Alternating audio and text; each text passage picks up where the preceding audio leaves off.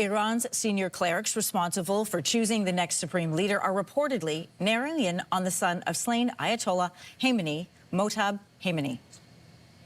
He's not really well known. There are a few photographs and videos of him, but he's believed to be very close to Iran's paramilitary Revolutionary Guard, and he was viewed as a gatekeeper, someone who was in charge of his father's from the office Associated Press. There has been no official confirmation given, but Iranian officials say an announcement is expected soon. Now, this all comes as the U.S. and Israel target dozens of Iran's top leaders. Here's U.S. President Donald Trump. Their leadership is just rapidly going. Everybody that seems to want to be a leader, they end up dead. And it's so for a closer look, I'm joined once again by Nader Hashemi. He teaches Middle East politics at Georgetown University. Welcome back. There are, in fact, two sons of former leaders whose names have entered this conversation about leadership. I want to start with the son of the late Ayatollah. What do we know about Motab Khamenei, who is supporting him, and what could his leadership mean for the people and the future of Iran? Well, Mojtaba Khamenei is considered to be someone who has effectively been running the office of the supreme leader for many years, of course, under his father's supervision. He's known as the Rasputin behind the throne, if one wants to sort of compare this to Tsarist Russia.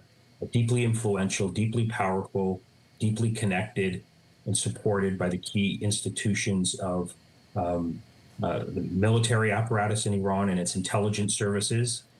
Someone who knows how the system runs because he's been at the key decision-making moments of this regime for a very long time. So in many ways, he's the best suited person, given his positionality to all of the major sort of echelons of power. The one problem is that he's the son of the former supreme leader, who's deeply despised.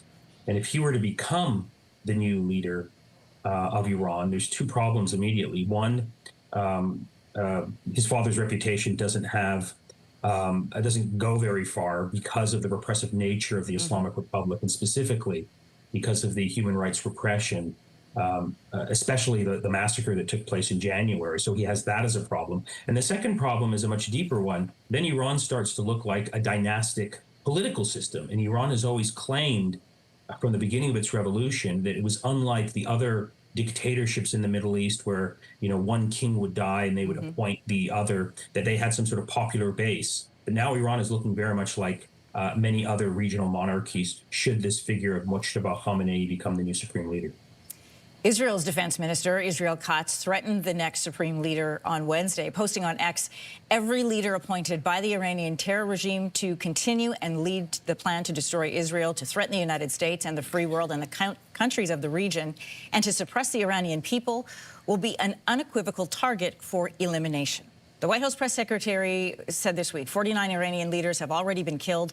Death threats to leaders are not new, but with the air attacks promised by the U.S., how does the regime keep whoever is named alive? Well, that's a good question, because as soon as they name the next supreme leader, he becomes a target. But I think it's important to realize at a deeper level that Iran and its authoritarian system is not like the authoritarian dictatorship of Muammar al-Gaddafi in Libya, or Saddam Hussein's Iraq, or Bashar al-Assad's Syria, where it all revolves around one person. So if you get rid of him, then the whole system collapses. Authoritarianism in Iran is deeply institutionalized. It's dispersed. It has many layers. I'm hearing reports that the Islamic Republic was anticipating this attack and is prepared for it. And they've sort of already nominated 5 different potential successors for every senior position in the regime. So should one of them be killed, there's someone else to take its place. Iran is very sort of prepared for this moment. For them, it's an existential crisis, and they're prepared to fight to the end. So of course, Israel is going to try and assassinate leaders, but I don't think when all is said and done, the regime is going to crumble. And of course, the big tragedy is that once again, you know, the people of Iran are going to be the big losers, because they're caught between, on the one hand, a deeply repressive and brutal regime that will probably be more brutal and repressive when the war is done, and on the outside, by a very aggressive and unhinged and sort of morally indefensible set of international players led by Trump and led by Netanyahu who are reaping devastation over Iran. And it's I just can't see a way forward for the people of Iran when this war is done. They're already suffering, under severe repression, not to mention dire economic conditions. So that's my big concern at this moment. Yeah, and they were given this earlier in the week. They were given this challenge by President Trump to come out on the streets to protest and to name your new leader. But at the same time, they've also promised us yesterday this air raid, these attacks that will bring death and destruction from the air. It almost puts them, not almost, it does put them in an impossible position. Yeah, I think we sort of don't do any justice or advance general knowledge when we take Donald Trump's claims about helping the people of Iran seriously. I mean, Donald Trump doesn't care about human rights and democracy in the United States. You think he cares about it for the people of Iran? I mean, this doesn't pass the laugh test. So it's actually quite shocking for me to see people take this argument seriously, given Donald Trump's track record of presiding over not just authoritarianism here in the United States, but he's really the head of this global sort of neo-fascist international with, supporters in different countries around the world, from Israel to India to Hungary and beyond.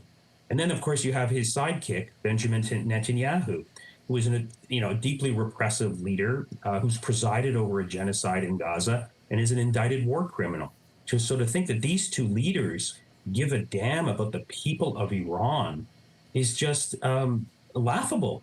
And so I don't think we should be taking these claims seriously. It's pretty clear that there's other agendas at work. And I think the agenda here really is to break the back of the Islamic Republic, to prevent it from projecting power abroad, to essentially turn Iran into another Libya, Lebanon, or Syria, where it will be a broken, failed state, and thus allowing Western allies to establish hegemony over the entire Middle East. I think that's really what's going on here. Nader Hashemi teaches Middle East politics at Georgetown University. He's our guest for the second time this week. We appreciate you being with us. Thank you. If you like that video, make sure to subscribe to the Your Morning YouTube feed, where you can find all kinds of new content posted every weekday morning.